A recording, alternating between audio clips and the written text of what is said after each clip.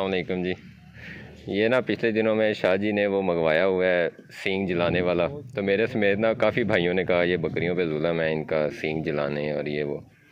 तो मैं अभी खड़ा था तो इन्होंने मुझे आते ही ना पहला केस दिखाया है, और वो केस ये है कि अगर आप देखें तो ये बकरी की बैक साइड जो है इस पर काफ़ी कट आ गया शदीद किस्म का, और ये बकरी डिलीवर करने के करीब है।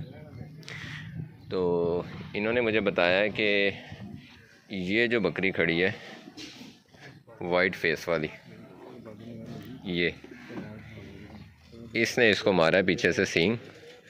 और अभी जब मैं आया हूँ तो ये ना शाह जी भी और फ्रांत भाई इसी बकरी के साथ मसरूफ़ थे, तो इसकी ट्रीटमेंट कर रहे थे क्योंकि वो डिलीवर करने के करीब है और जगह भी बड़ी हसास है और काफ़ी गहरा कट आ गया। अभी क्योंकि इन्होंने उस पर मेडिसिन लगा दी है तो वो ज़रा कवर हो गया। तो ये नुकसान आता है बेसिकली जब क्लोज़ फार्मिंग में जानवर होता है, तो इन्होंने एक खुरली से खाना होता है, एक ही जगह रहना होता है, तो फिर ये एक दूसरे के साथ जो है वो लगी रहती हैं सींग फंसाने। तो इसी तरह से एक भाई है हमारे बड़े अच्छे सब्सक्राइबर हैं गुजरांवाले के, तो मुझे भी शाह जी की तरह नाम बोलने लग गए हैं। शाह जी मुझसे तो और नाम की वाला भाई जुनेद भाई मेरा ख्याल ना है ना, गुजरांवाले जिन्होंने बकरी का पेट फाड़ दो बकरी ने।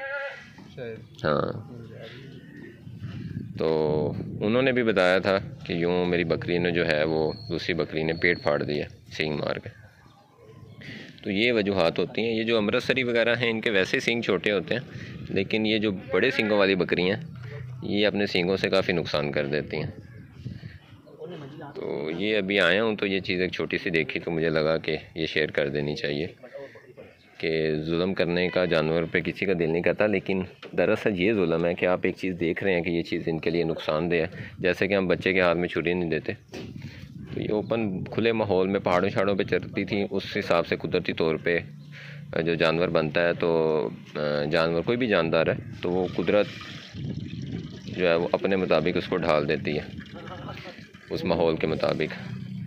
तो उसी वजह से इनके सींग होते हैं कि ये जो मुख्तलिफ़ किस्म के दरख्त होते हैं तो उन दरख्तों को तोड़ने के लिए उनकी समझें कि टहनियाँ तोड़ने के लिए ये जानवर जो हैं ये अपने सींग इस्तेमाल करते हैं।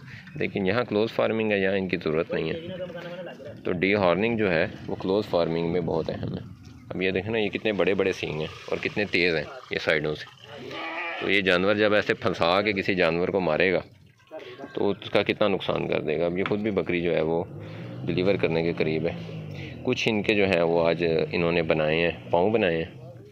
अच्छी खुराक होती है तो फिर इनके बाल, पाँव, सींग ये सारी चीज़ें भी ज़्यादा बढ़ती हैं।